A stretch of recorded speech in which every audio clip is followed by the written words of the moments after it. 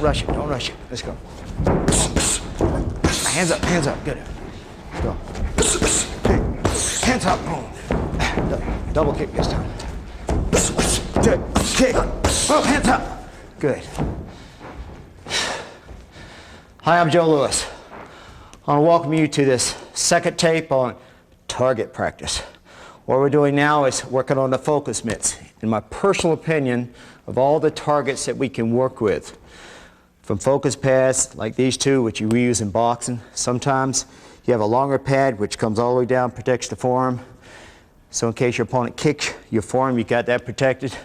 You can work speed bags or rhythm bags, which we'll be showing you. My personal favorite, of course, is the double end bag. And of course, the most commonly used target is the heavy bag outside of your sparring partner, of course. I want to show you the basic moves that we've been working on with the first tape, the proper execution of your kicks and your punches doing this particular tape. Again, there's many purposes which targets help you to develop. Primarily, the correct mechanical execution of the techniques in terms of balance, straight lines, curved lines, you're torquing, shifting your weight, whether you're teetering too much, one shoulder's up, one shoulder's down, what we call tilting with the body, tilting too far forward or what have you. Sometimes people do what we call folding, where you bend from the waistline. This is called folding. Sometimes they fold too much without bending the knees. You got to learn to bend your knees when you're hitting these targets to get the right kind of leverage. I'll be showing you how to do that as we play along. Again, if you don't have these particular items at your disposal for use, try to attain them. I would start first of all with a heavy bag of some type, and I'll explain that later, the best type of heavy bag to work with. Now, number one, when you're working with focus pads, you want to try to stand as much like a fighter as you can. So some people stand with the hands out like this, and you swing one punch over here and one punch over here, and you come downstairs for the kicks. I like to stand pretty much like a fighter with the hands up as if I was actually boxing or kickboxing. And then from here, to receive a straight punch, I'll hold this hand back this way. To receive a curve line, I'll hold it this way, or the hands will be down. Now, first of all, let me start off with Jim West over here. Jim West is a kickboxing trainer from the Fort Bragg, North Carolina area. Again, we're here at the Wilmington Boxing Center. We're here in Wilmington, North Carolina. It's been my home for the last 5 years, where I work very closely with the boxing coach here, Sheridan Morgan. He's got years and years, actually decades of boxing. He'll be working with us a little bit later in this particular tape. Now, going back to the first tape where you learn how to work a jab. Now, what I want to start off first of all is you hold the hand out like this, and your partner's going to step in and fire a straight line jab. In and out, boom, back reposition. In and out again, back reposition. Now, anytime a person fires a punch off the front hand, the lead hand, we call these odd numbers. So, for example, the jab would be what we call a number 1. If he throws a punch off the rear hand, okay, fire right hand cross, that would be what we call the number 2. That's where your even numbers come from. So, in other words, your even numbers will be the 1, such as a jab, the hook, which is a 3, okay, all right, an uppercut here, a hook to the lower side, which would be a 5. Right hand, your even number, straight right hand is a 2. Uppercut would be a 4. Some coaches, the double up right hand would be a 2, 4. And then, of course, your hook to the rear side off your rear hand is what we call a 6. So let's work these combinations. That over this side. Position. So if I say 1, he'll step in with 1. If I say 2, he'll step in with the rear hand. If I say 3, he comes back to hook. If I say 4, he comes in with an uppercut. Okay, 5 would come an uppercut here, or a 5 would be a hook to the rear side, a 6 would be a hook to this side. Got me? Now you don't have to miss the pad and hit my ribs there, okay? I like hitting people back, so I might get a chance on this particular tape. Okay, position again. Most importantly, let's go back to what I call the supreme combination in boxing, which would be the jab right cross. And we start off working with that. What I like to do in the very beginning, back up a little bit, I just stand completely stationary. I hold the pad up. I'm spotting my opponent. All right, and I say 1, 2, step in 1, 2, go. 1, 2, back reposition. Now, if I don't like his jab, I'll leave the the right cross off, and I just concentrate strictly on the jab. All right, step in with the jab, go. Boom. Dragging the rear foot just a little bit. Let's try it again, fire. All right, try to keep a little bit more of the weight on the rear leg. So when you finish the jab, you can shift the weight forward as you come through the right hand. Step in, fire, boom. All right, double jab this time. Ready? 1-1. Back reposition. Then you try to teach people to cover a course. Now, after he finishes the jab, make sure he's covering his head. So after he jabs, fire, boom, I come back, pop the top of his head. Now, I'm not blasting.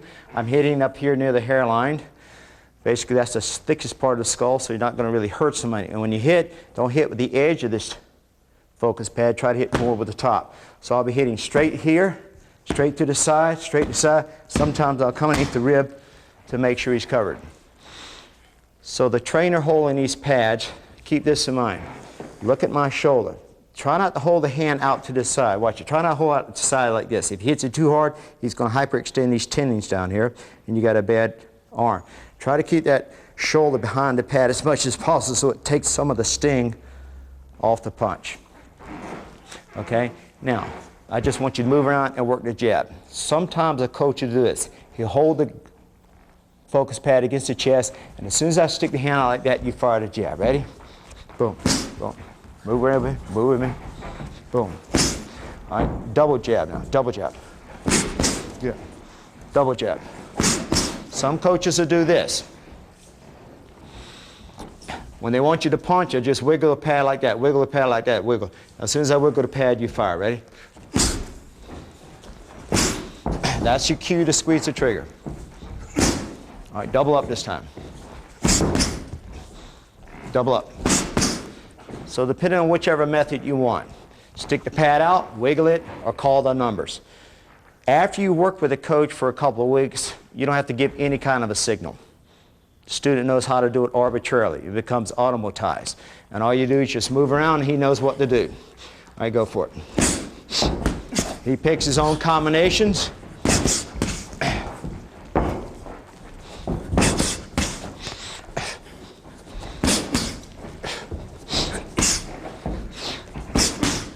If he leaves himself open, he gets popped.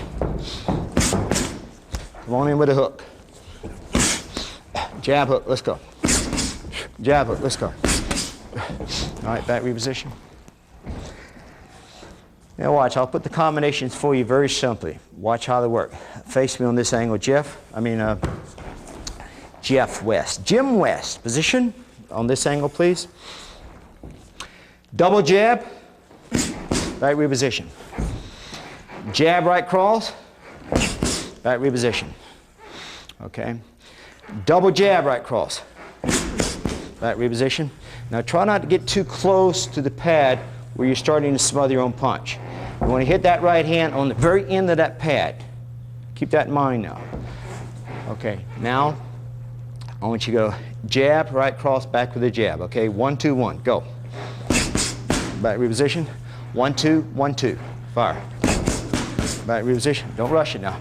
Boom, boom, boom, boom. Take your time. 1. Back reposition. They're learning to hook off the jab. So now we're going to jab, shift the weight, come back with the hook. Let's do it in slow motion once. All right. I want you to play more at this angle here. All right. Watch it. Step in with the jab, cock, shift the weight, now hook. Back reposition. Right. Jab, shift the weight, hook, boom. Looking good. All right, real fast. Fire. Boom, boom. Good. Back reposition. Fire. Boom, boom. Let's move around a little bit. Come on, move around a little bit. 1, 2.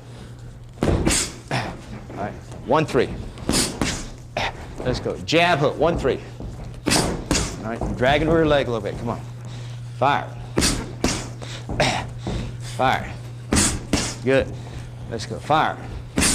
Starting to push the jab a little bit. Notice when you're working with someone now, you don't want to push that punch. The jab should have very little effort behind it. Mainly it's used, you want to think about the intent of it. The weight of the hand now, keep this in mind, the weight of the fist is all it takes to drop somebody if you hit them just right. Watch these little nerve centers that you want to pop when you're swinging at somebody. If I can use my free finger here. One's the tip of the chin. A second one's right back here about center way of the jaw. Okay. Another one's right above the eyelid, right on the eyelid almost. Got a nerve center here. You've got the temple. Then you've got behind the ear. From this perennial nerve, these facial nerves coming off the head, this whole sinus region right in here, this vagus nerve back in here. Anywhere in here behind the ear you pop him, your opponent's going to go down. Then of course if you hit him real hard, you can hit just about any part of the head and he'll go down. But those are the main key nerve centers. If you can pinpoint them, they'll work for you. Okay, Jim, you take a break there for a second. Let me bring my next partner out here, Alan Branch from the American Kickboxing Association up in Greensboro, North Carolina. He's kind of new at this game a little bit. He's mainly a derivative of the what we call the tough man contest or the bad man contest, which a lot of you people out there watching this tape should benefit greatly from, because some of these combinations I'm showing you here are the exact combinations that you need to knock somebody out in one of those contests. All right, position against me. Now, of course, we can go uppercut. Now, what I want you to do is, when you fire an uppercut with the right hand, that would be a 4. All right, give me a 4, come right back with a hook, which would be a 3. All right, a 4-3. That's a great, great combination to drop somebody. A lot of times what I want to do is get the person up against the ropes. Come here. All right, watch my microphone. Get me up against the ropes. Then you take a half step back and go up and over. That's called up and over. That's a fabulous, fabulous combination. Face me out here again. Another good combination would be a straight 2, back with a 3. All right, 1, 2. That's another good combination. Or you can reverse it. You can go 3, then come back with a 2. 1, 2. So a lot of times I'll be in the clinch. I'll be in the clinch like this. I'll bump my opponents. I'll bump him like sort of shove with the shoulder. As I shove with the shoulder, I take a little half step back, and then I come up and over. Okay? Or I'll bump him. I'll come up and over this way. Or I'll bump him. I'll step back, straight right, right back with a left hook. Or I'll be in the clinch, and I'll bump. I'll go hook first, then back with the right cross. So you can work those combinations in tight. Come in here tight, please. Okay? When you step back and come up and over, okay? Back up, half step back, up and over. Boom, good. A little tighter with that hook. You're coming out a little wide, okay? In tight, back, up and over. Boom, boom. All right, again, real fast. 1, 2, 1, 2, good. That's the way I like it. Switch places. Sometimes I'll be in the clinch. I'll step back. This time you step back, why don't you give me a straight right, then back with this. Okay, let's go. Ready? Half step back, go. All right, a little faster. Ready? Go. Good. There we go. Try to pick a 2-punch combination which feels comfortable for your particular style and your physical attributes. Try not to get fancy here in the beginning, whether you're shadow fighting, hitting these pads, or a heavy bag. Yes, ultimately you want to be able to punch in 3s and 4s. Like that's a 4-point combination. 1, 2, 3, 4. 4 points. Or 1, 2, 3. A 3-point combination. Too often when we're out of shape, we're up against a superior opponent, our confidence is a little lagging, we come out and we see boxers or kickboxers doing this. They throw punches in 1s and 2s. 1s and 2s. That's a sign of a person who's not really ready to be out there and get in the ring. Okay? Now, another thing we can do with these pads is, let me go back and work with Jim here for a second. Jimbo, I can start getting into a little footwork. So for example, face me on this angle. Last tape we talked about fire, cover, maneuver. I want you to step in with a 1, 2. Now he's covered. Now I'm going to counter. I'm going to come back and touch your head. What I want you to slip it to the side. Slip it to the side. All right, now as I come back with a hook here, circle under it. Circle under it. Good. Back reposition. Okay, watch him. Fire. Okay, he slips, he slides under, back with the right hand. Boom, back reposition. So in other words, he's learning to fire, cover, then he's learning maneuver, slipping or circling. Now in kickboxing, you don't want to weave a lot like they do in boxing, where you're weaving on this way. If you weave under here, notice what's happening. You're squashing your rib cage, so it's harder to breathe this way. All right. Number 2, your shoulders are not directly over your legs, so you don't have as much power. When you go down, you want to sit straight down, like your butt goes straight down to the floor. Therefore, you're not off balance for someone to dive at your legs or to execute a punch. All right? But the main thing is when you circle into this way, what they call weaving, you're putting your knee right in place, even if he's not kneeing me in the face. If he started to come up through a front kick, all right, notice the knee comes straight up to my face before the kick goes off. So we don't want to fold. This is called folding from the midsection. You want to circle, bend the knees and circle. And when you do that, watch my shoulders. Keep the shoulders as level as possible. See as I'm going down, down, circle, circle. Try not to teeter. Try not to tilt or fold, okay? So now he's starting to learn to move the body as I execute the counter. Now this time I want you to step in, Jim. As you finish the 1-2 combination, I want you to slide step over, okay? Step in, fire, 1-2, slide step over, and he misses the counter punch. Watch it from this angle. Face me over here. Watch what's happening. Now you do the same thing against a double end bag or a heavy bag, and especially against an opponent. If I'm bigger than you are, I'm faster than you are, I'm a good counter puncher. All right, when you step into fire, step in, fire, 1-2, stop. Now notice he's straight in front of my line of fire. You must yield the right of way at this time. So what he wants to do is he wants to break ground. He does a quick little counter step. That's a little too much of a counter step.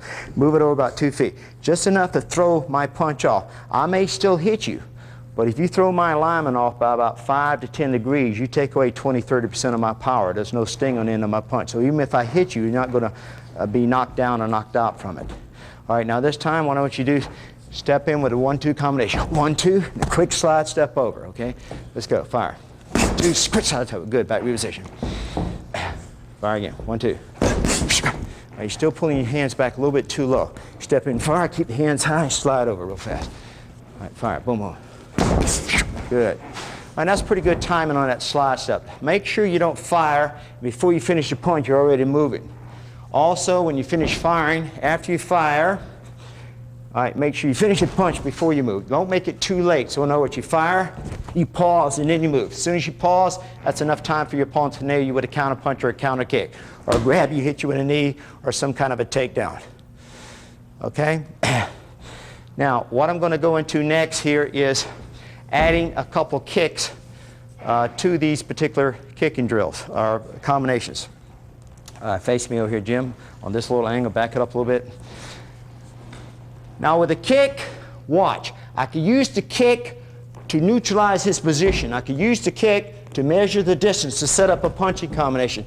I could use the kick to help me penetrate his defensive perimeter to set up the hand combination. So for example, back it up a little bit more. Now come in easy until you sort of feel your trainer where he's at. Now when you're working these kicks, bend your knees, fold your hips, slide forward, get your pads here and there. He's coming a rear leg front kick, or he can come in with a front leg front kick. And from here, step in 1-2 on the punch. Okay, 1-2. Back reposition. He comes in front kick off front leg, step in 1-2, step back out. And as he steps back out, I want you to throw a tie kick up here with the rear leg. Boom, there you go, back reposition. Now, of course, you coaches, when you hold those pads up there for those kicks, make sure you don't make the mistake I just made. You got to keep those arms tight, because if he hits the tip of that glove, he's going to fold it over and it's going to come back, pop you on the nose, the eye, or what have you. You get hurt just as much behind these pads as you can in front of a kick or a punch. All right, let's try that combination again. Watch it. What I'm trying to show you here is how to take your punching combinations and put them together with a kick, maybe your favorite kick. So what it's adding up to is how to put your kicking and punches together and in a kickboxing combination. All right, let's go. Kick, double punch, step back, tie kick. Boom. All right, a little hard on that round kick. Okay, let's go. Boom. Boom. 1-2. Boom. There we go. A little hard on the round kick. Let's try it again. Ready? Boom. Boom. 1-2. Boom. There you go. Now try not to rush it. Now what's happening a lot of times is after you finish the kick, you're trying to get the punch and the kick in there a little bit too fast, and it's what we call rushing it. There's such a thing as rhythm when you're punching, rhythm when you're kicking, or putting the two together. So you're not trying to go real fast. Take your time. Ba-boom, boom. There's a rhythm. Ba-boom, boom. Find the rhythm. So there's a kick. Boom, ba-boom, set, boom, kick. Try to remember that when you're creating your own combinations or your own favorite combinations. I'm not going to take time with this particular tape to run you through dozens of different types of favorite combinations of mine, or one that you can utilize. Keep this in mind. Take your favorite kick, whether it's a side kick, round kick, or hook kick. Use it to open up your opponent The follow through your favorite hand combination. Make sure you fire, cover, maneuver, pull back out, finish off with a kick. When I pull out after a kick, watch it. When I pull out after a kick, I love to finish off with a leg kick. It's a good way of sending my opponent home to mommy early. And again, it's a good way to sort of finish the fight. Now what I want to do next is I want to cut to using the proper targets for developing what we call the Thai kick, or in Burmese boxing we call it a bull kick. All right, it's coming right up. Okay.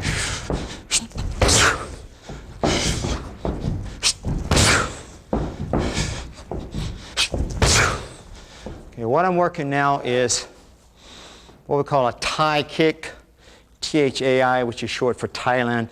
It's a maneuver that they use in Thai boxing. Also in the Burmese boxing, they call it a bull kick. The idea is I'm kicking with the shin bone, the front part of the shin bone. I'm hitting the side of my opponent's leg. When I hit, I don't want to necessarily come straight in. It's like throwing a body punch. I don't want it to come straight in a lot of times. I want it to twist in, create more of a concussive, penetrating type blow. I can cut up on an angle or I can cut down. If I'm hitting the outside of his leg, I'm hitting this cutaneous femoral nerve here, which is a good way to drop him to his knees. It's like somebody taking a bunch of needles and just ramming it right into the side of your leg. If I hit the lower part of his leg down here, the tibia, the fibular bone, it's very easy to break those bones. The idea is I'm folding the knee up. As I'm folding the knee up, I'll be showing you this against a heavy bag a little later. As I fold the knee up, I want to torque the hip. As I'm torquing the hip, notice I'm covering my head with the rear hand. I do not want to snap the foot back like a karate kick. There's no real power in that. I want to turn the hip all the way into it. So from here, the hip goes first before the knee, and then you drive it. From here, hip first, drive the shin bone. As I'm making contact, I make contact with the leg bent about this angle. Notice my hip is behind my knee. In reality, I'm arching the back right at the point of contact to get the maximum power into this particular kick. By arching that back right at the point of contact, you can get about 30-35% more power in that kick than you can if you're doing it with a karate kick. Now what I want to do is, let me use Jim West here. Alan, can you drag that bag off? And I want to take, these are called Thai pads. Sign the forearm in here. Make sure when you hold this, you hold that out there tight so when it hits that, it doesn't snap back and your own knuckle nails you. Use 2 of these. I'm holding them out just as if I were doing a block. If I'm blocking with the leg, the low kick, I got the hands up here. I don't want them too low. He'll come over the top. I don't want him too high where he comes underneath. Now when you kick, I want you to concentrate on rolling the hip, rolling the hip. So right at the point of contact, watch my hip. Hip goes out in front of the kneecap. And just you make contact, arch that back to get the power. Let's just warm up a couple now. So the coach will stand like this, kind of in a fighting stance. You hold the 2 pads, bring them to the side, lock the arms. Okay, now notice I've got the pads on a slight angle, not vertical, not horizontal, but on a slight angle. Drill it in here. Boom, back reposition. Okay, throw a little more weight behind it. Boom. Roll the hip a little bit more, come on. Boom. More up on this angle now. Face me from there. Now watch him roll the hips in there. Dig it. Dig it. Try to drive me back. Dig. There we go. Now that was a good one because he got the weight behind it, but what I need is a little more of the hip. Watch this. See the hip? As you make contact, I want the hip pointing straight up to the ceiling at 12 o'clock. See? Roll it over and arch it back. There we go. Let's try one more. All right, dig it. You do this every day for about an hour. Best conditioning I can think of. Developing this rectus femoris muscle back here, this internal external oblique, these serratus muscles up on your side, and you're definitely not going to get fat. Builds phenomenal endurance. By doing drills like this, you don't need to jump rope or go out and run miles and what have you. All right, the next thing I want to do is I want to go to the double end bag. It's one of my favorite bags to work with so far, showing you speed, timing, rhythm, range finding, and again, giving you that sense of purpose that's most important.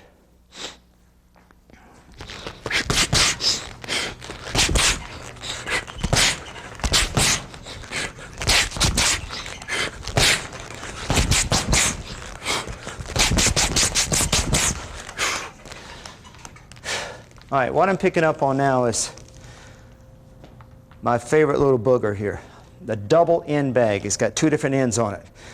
I want you to first pay attention to how it's set up. I start off with a small bag because you see a lot of people working these real big double end bags, and no one's head is that big. I try to get a real small bag because the smaller one is harder to hit. I go and I get a nylon cord and attach the upper part because I don't want the bag to come down at all. I go to a hardware store and I get two tie downs for the bottom part. Two tie downs. These are 18 to 21 inch tie downs. Put two of them in there. Put the tape on the loops here so that the hooks don't slice your gloves or slice your forearm. Sometimes you get tired, sluggish, you throw a sloppy punch and your forearm slides in there and you get it sliced. So tape it up and tie the string down so it doesn't flare out a lot. And a lot of people take the air out of the balloon part inside so it doesn't burst overnight. Notice when the bag moves, it doesn't move any further or any farther than a person's head. It moves about maybe 8 inches at the very most. And it's about the same as a person's head's going to be moving when he's actually fighting you. You do not want one of these real springy bags that goes wong, wong, back and forth like that. It's improperly set up. This bag's a little low for me, but it's the one we kind of set up here at the gym.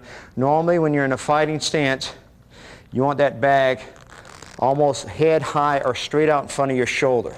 So this one's about 2-3 inches, a little bit too low for me. Now to begin with, what you want to do is concentrate on the footwork. To me, range finding and the in and out motion is of most importance here on this particular target. So watch my footwork. The idea is I don't want to move more than about 4 or 6 inches as I step in to hit the bag. In 6 inches, back out. So you want to get in and out real fast, in and out real fast, in and out real fast. Learning how to penetrate real fast and how to clear before your opponent can answer your attack. It's a good way to work on your footwork speed, of course your timing, range, rhythm, and what have you, but also working on your defensive posture. So in other words, after I fire, I want to cover and I want to learn to maneuver a little bit. I can maneuver my head side to side or I can slide step. Now some of my favorite combinations off this bag are getting your timing down, a little double jab, just sort of in 1, 2, a little double jab, 1, 2. Kind of easy like I'm doing now to feel the rhythm.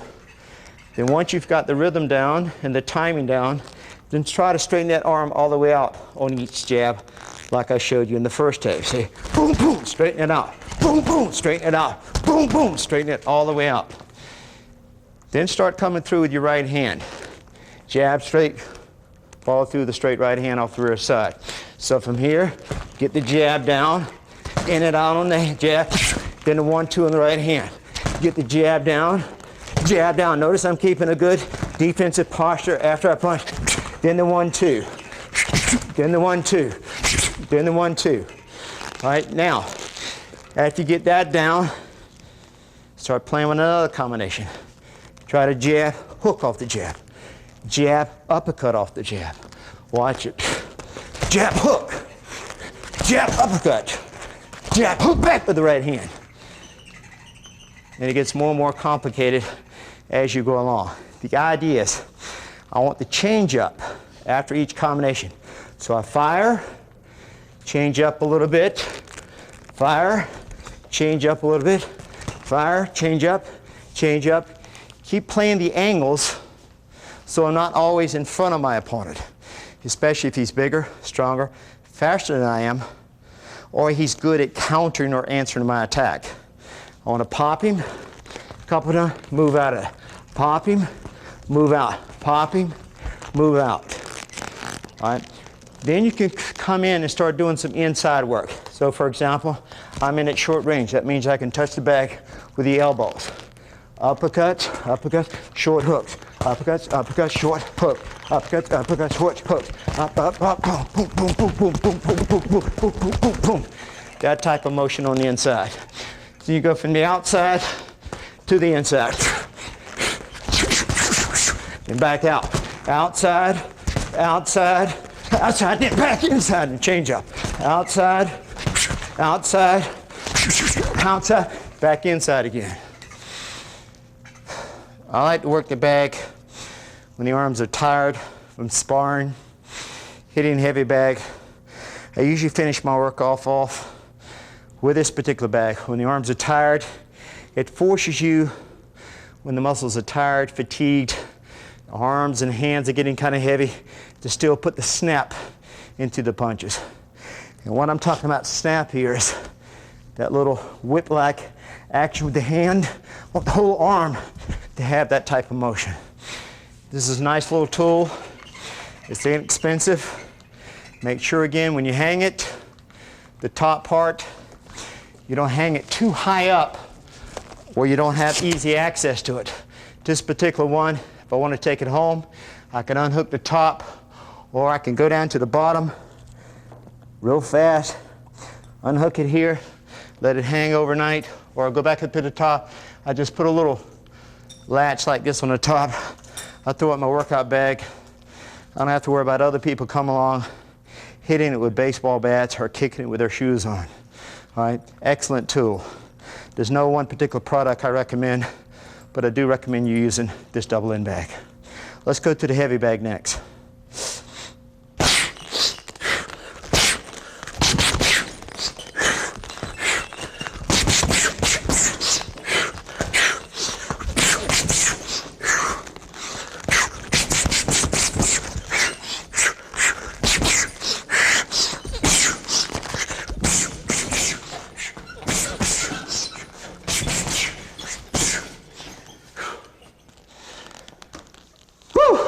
Okay, now I want to introduce you to proper heavy bag work. This is an item, a piece of equipment I think you can find in every boxing gym, just about every karate school. First of all, I want you to take notice how the bag is hung, if we can zero the camera in there. Number one, if I'm in a fighting stance, we primarily want the bottom of the bag pretty much waist level. Got me? You don't want it any lower or anything. This is what we call an 80-pound heavy bag. It's a good piece of equipment because the bottom of the bag is relatively firm but not brick hard, and it's made well. As you can tell, the bag stays pretty much the same density upstairs as it does downstairs. You can tell a cheap bag because they get real hard downstairs, it gets real sloppy upstairs. Look up here at the top, you see the vinyl piece. It goes up and over the top of the bag, whereas a lot of them, they have the loop down low where the chain comes all the way down across the bag, and where the chain crosses the bag, it wears a hole in it. If we can zero the camera in, I want you to notice how high the actual chain of the bag is. It's not so high where the bag takes a long time to swing out and back. If I hit this bag, it comes back relatively fast. Notice the A-frame type welding we have up on the wall. It's one of the better hung gyms that we have here at the Wilmington Boxing Center. This is one of Coach Sherdell Morgan's designs. If you can just keep this in mind, how far the bag is away from the wall. If you swing it, notice it misses the wall pretty much.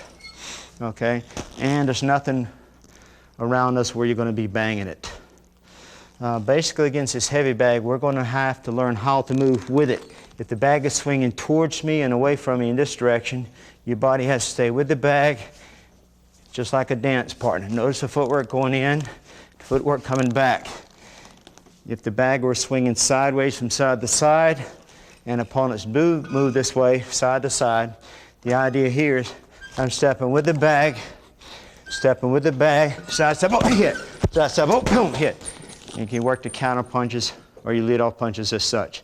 If the bag were spinning in a circle, here you work more of a circular type footwork. As I'm sort of spinning with the bag, notice I'm keeping the same distance at all times. Forward, to the right, to the left, forward, to the right, back. Or if the bag were swinging counterclockwise, okay? In other words, this teaches you your lateral motion against different types of opponents. Heavy bag's a good piece of equipment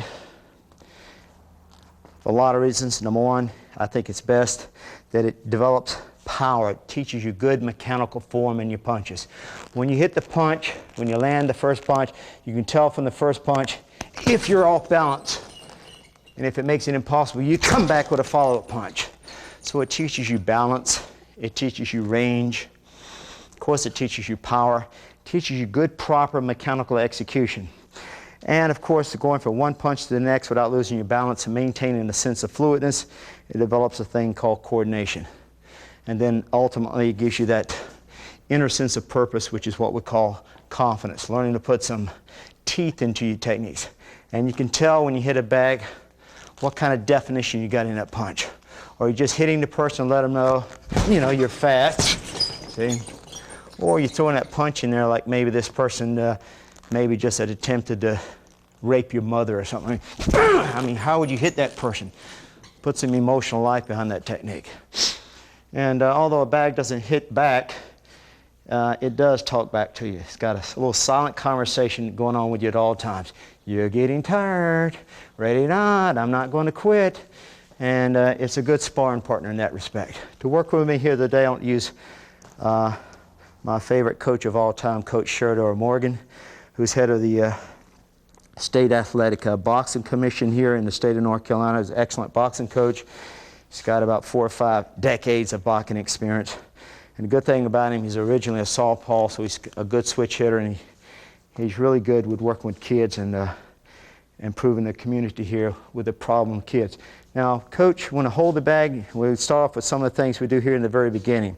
Number one, we want to learn how to work a jab. Now, of course, I extend the hand out. I want to make sure I'm about 4 to 6 inches from the back. So when I throw the jab, I don't want to overextend my forward motion where I'm ending up lunging or reaching. It ends up telegraphing my technique. I want a little short step, about 4 or 6 inches, step in, fire the punch straight. Make sure, just like in the beginning of tape 1 on this 2-part tape series on target practice, make sure the jab comes out straight. And here is where you tell if you're punching correctly. When you hit that bag, watch my elbow. Boom! Notice my elbow was bent right at the point of contact. It did not straighten out. That's an incorrect punch. You want to make sure when you hit that bag, boom, the punch is straight. Boom, the punch is straight. Notice I'm not concerning myself with how hard I'm hitting that bag. If you hit the guy with a jab or any part of his face, he's going to close his eyes. He's going to blink. He's going to freeze for a split second. Gives you plenty of time to follow through with a power punch. So try not to get in a habit just because you're hitting something that gives you a tremendous amount of resistance here, the heavy bag. Try not to get in the habit of pushing the punch, hitting and pushing it a little bit. Snap it. It's like you're slapping the air. Slap it. Just try to touch it, touch it, touch it. Then dig it in a little bit. Boom, dig it in a little bit. Boom, dig it in a little bit. Boom, dig it in a little bit. That's what I mean by the snap of the punch. Don't get physical with this bag. You're never going to beat it. Okay. Now, after you learn a single jab, we try to go from that point into a double jab. Try to get in and out. 1, 2, back out. 1, 2, back out. Notice, please, when I'm jabbing, that I keep my right hand up. You can tell a student that's punching properly just by looking at his gloves. Now, these gloves are less than 6 months old. Now, look at my right thumb on this glove. See how it's worn? And what that tells you is, there's a little comment we got in the boxing game. It's called double touch. That means whenever one hand is touching your opponent, the target, your other hand is touching your head. It's that simple. Touch, touch, touch. Got me? Keep that in mind. And you can look at your gloves and you can tell that hand is always, that thumb is always digging right in my cheek, right up on my temple. I'll keep it in front a little bit if the guy's got a good counter right hand. I'll keep it back a little bit if he's got a good counter hook. Make sense? Do not keep the hands down. If you practice hitting the bag with your gloves in front of your chin, and you start sparring, and you start getting tired, and you've been practicing here, you know where your hands are going to end up when you get tired? They're going to end up here. So I like to practice here. Keep in mind what my coach teaches me. Whenever you fire at the bag, you have what we call a line of power. Notice that the glove is straight in front of my shoulder. I'm not punching up, I'm not punching down, inside or outside. That decreases my power when I go out of that line of power. Does that make sense? So when I'm sitting down on a punch or not, the punch is always straight in front of the shoulder. If you're trying to push a house down, you will not push a house with the elbows bent. You would not keep the hands up or down. You put those hands straight in front of your shoulders, you would lock those arms out and you push with your legs. Exact same phenomenon here when you're hitting the heavy bag. You want the arm straight at the point of contact, and I want to use the ankles as much as I can. Right at the point of contact, I shift that weight with the leg. Boom, shift that weight. Boom, shift that weight. Boom, shift that weight. That's where the power comes from. And it takes years to learn that. You can't pick it up in a couple of months. You definitely can't pick it up in a couple of weeks. These punches are a lot harder to learn than karate punches. I started boxing way back in 1968. And so I've been at it a number of years, and I'm still working on my basics. Remember, what makes a great fighter is not some fancy, cute combination, not how fast he is or how hard he is. The name of the game is what makes a great fighter is how incredible are his basics. So stick with the basics, especially against this bag here, because you can develop too many bad habits like bent elbow punches, dropping one hand when you throw the other hand out to hit, okay, not moving after you fire, standing straight in front of the bag the whole time instead of trying to learn how to maneuver. So let's play around with some of these basics. Now, if I want to play behind the jab with the right cross, some people got good right hands behind the jab, other people have good left hooks. Now watch the right hand. As I'm firing, notice the hand is straight as I make contact. I pull the right hand back, immediately covering the head. Jabbing, got the weight back on the rear leg, shift the weight forward for the power with the right hand. Do you see the weight shift? Watch it again. Jab, see the weight back on the rear leg, then I shift the weight forward to get the leverage on the right hand. Without that weight shift, without the torquing of this hip, see the hip torquing? Right at the end of the point, sometimes I'll sit down a couple inches. That's where I get my power from. Now, after you fire, make sure you cover, and then you want to practice maneuvering a little bit. So watch. Fire, cover, maneuver, slip, slip. Sometimes a coach working here after I fire, if I drop my right hand, he'll step out and slap me with that hand, step out and pop me. Got me? Just to let me know this hand is too low. Does that make sense? Okay, now, just watch it a little bit. Jabbing, double jabbing, in and out, right hand, back out. So I'm getting the in and out. Now, if I'm not going in and out, in and out, in and out real fast, if I stay in, then I want to make sure I move before I pull out. But do not get in a habit of going in with bent arms. Then if you go in with bent arms, when you're firing outside punches, fire and stop. If he's faster than you are, if he's more experienced than you are, you're going to get hurt right here. Try to learn to maneuver by pulling out real fast, get in and out real fast. Try to maneuver by slipping to this side. Notice I'm bending the knee. Bend the knee. Don't tilt the shoulder. Bend the knee, bend the knee. Then you can learn to circle a little bit in here. I don't want to get too sophisticated here. Next, what I work on is how to work a little slide step. Watch it. Fire. From here, slide over. Now from here, I can slide back, jab out, or after I fire, I can slide over here, fire again, back out, and then jab out. I try to always finish a combination with a straight line technique. It's okay to finish a combination with a curved line and stop. It's okay to finish a combination with a curved line, so like the left hook to stop. But you always want to try to finish with a straight line. Put the distance, the obstruction between you and your opponent, so he can't answer your attack. That's why a lot of coaches or teachers, after you work your combination, jab out. Or after you work the combination, slide over, finish with a straight technique, so he can't follow you through the door. We call that principle closing the door behind you.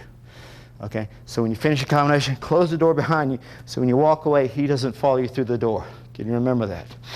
Now, Coach and I are going to switch sides, and I'll have to play around with the left hook a little bit, okay? Let's switch sides. Okay. Now, my favorite punch is a liver shot. I find that anybody can hit you in the head and knock you out. To me, a real fighter, a real man, is somebody that can hit you in the stomach and drop you. Got me? Now, the left hook, watch it please, from this angle, coming off the jab just to kind of get it down. Jabbing, stepping in as a jab. Notice when I'm jabbing, do not drag the rear foot. Try to watch my rear foot now if you can. Notice I'm dragging the rear foot. By dragging that rear foot, it puts me out of range for the right hand or the hook. So when I jab, bring the right foot up. Watch again. jab, bring the rear foot up. Now watch, as I bring the rear foot up, I shift the weight. Now watch the mechanics of this hook here. I'll try to explain it in explicit detail so you've got it down. Number one, when I hook, do not punch with the arm. Watch my arm. See my arm is moving independently of the rest of my body? Do not try to turn the shoulder. See my shoulder's turning like that? Don't punch with the arm, don't punch with the shoulder. Try to punch with your hips. If you punch it with your hips, notice now, watch. See the weight of my body's on my front leg? I start with the weight on the heel. See the weight is concentrated on my heel. Now watch it please. I roll the body weight to the ball of the foot. Watch it go to the ball of the foot. I go to the ball of the foot. I dig in with those toes. Dig in with the toes. See the weight's on the toes now. As I start to pivot, watch the hips. See the hips are turning? See the hips are turning? That's the motion I want. Now watch it again. I step in, jab, shift the weight to the heel of my foot. Then as I start to hook, watch it please. I roll the body weight to the ball of the foot, dig in with the toes, turn the hip. As I turn the hip, notice the shoulders and the fists go with it. Now watch. I am not pivoting on the foot on this particular hook. Watch it. I step in, watch the weight shift, turn the body. Okay, watch it again. Turn the body. Now please note, as I'm turning the body, watch where my right hand is. See, my right hand is shielding me. One of the best ways of answering a hook, one of the best counters to the hook, one of the best ways to neutralize a hook is with another hook. Got me? So when you fire that hook, don't leave yourself over here wide open for a counter hook. Now watch it again. Basically, let's leave the jab off. Step in, shift the weight, toward the body hook, boom. Sometimes when you hook, you'll hook like I just did. Watch it again. As I hook, I'll pivot. As I pivot, watch my body weight. Notice my weight's on my front foot. As I pivot, notice my rear heel is up slightly. I sit down on that rear heel, like sitting straight down in the chair. As I sit down, boom, drive that in. That's a power hook. A speed hook, I just torque, but I'm not pivoting much.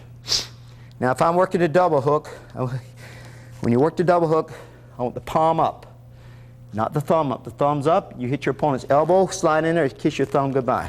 The palm is up on the first one, okay? Then when you bring it upstairs, keep your outside knuckles on the perimeter of a circle, a make-believe circle. Turn the hook all the way around. Just as you reach the apex of the circle, which is your opponent's chin, you turn the fist over and follow through. Can you remember that? Sometimes when you're hitting a heavy bag, instead of keeping that wrist straight, watch this, you bend your wrist towards you a little bit. Because sometimes you reach out, you bend the wrist in a little bit, it keeps you from springing your wrist. Sometimes when you hook, of course, you always want to keep that forearm about a 90-degree angle. You don't want to extend it. Now if I'm working a double hook, watch it. I step in, I sit down. Of course, I'm keeping the hands up. I'm dropping the left hand so you can see my face. Now watch. The arm does not move. See my arm moving? I do not want the arm to move. All that moves is the body. Just the body. See? Boom, body. Boom, body. Downstairs, boom, back upstairs. Got me? Downstairs, back upstairs, boom, back with the right hand. See the leverage? Watch the body weight shift. Weights on the front leg, back to the rear leg, back to the front leg. See the weight shifting? That's where you get your power. And of course, when you work uppercuts against a heavy bag, you can simulate them, or when the bag is swinging out, let the bag go just for a second, Coach. As the bag is swinging out, I'll catch it from here. All right? Now, let me move around with the bag just a little bit, what I call freelancing with the bag. Coach, let me just work it without you holding it this time, just to give them an idea how I want you to move. Okay, watch it for a few seconds. First, I come out, kind of warm up with the jab. Not hitting real hard, not even going full speed yet. So to get the timing, sense of rhythm down. Then start firing a hook in there. Maybe a body shot. See, maybe come down the side, back down the side, change up. Fire, change up. Fire, change up. Boom, watch your foot slide. Watch your foot slide, slide, slide, hit, slide back, hit, slide over, hit, slide back. Now watch that footwork. Hit, slide over, boom, slide back, boom, slide back, slide over, boom, duck under, And of course, try to keep your hands up at all times. This heavy bag can teach you just as much about defense as it can offense. Sometimes you're not in the mood. You come out there, hit that bag, you get that neck stiffed up, and then you're ready to go. I work a lot of my favorite combinations against this thing, such as I'll be in a clinch, take a half step out, downstairs, boom, back upstairs. One of my favorite combinations. And you can talk to this bag all day long, and he'll be there listening to you. I want to show you one last drill here which you can use to build up stamina. All right.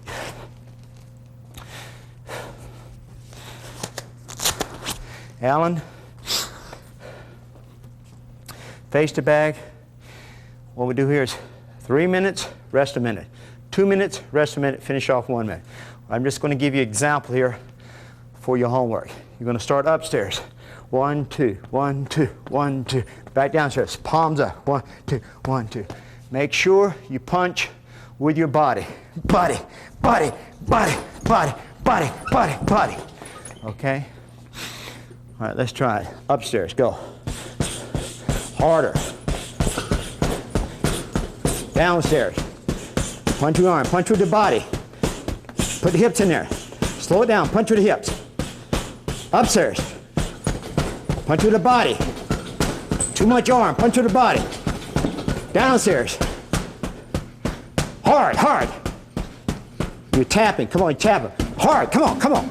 Hard, come on, come on. All right, break time. One of the best ways to tell if you're in shape or not, you come out against this heavy bag, you got 3-minute rounds. You keep that angle of the bag like that for 2 minutes of every 3-minute round, and you know you're in shape. Try that sometime.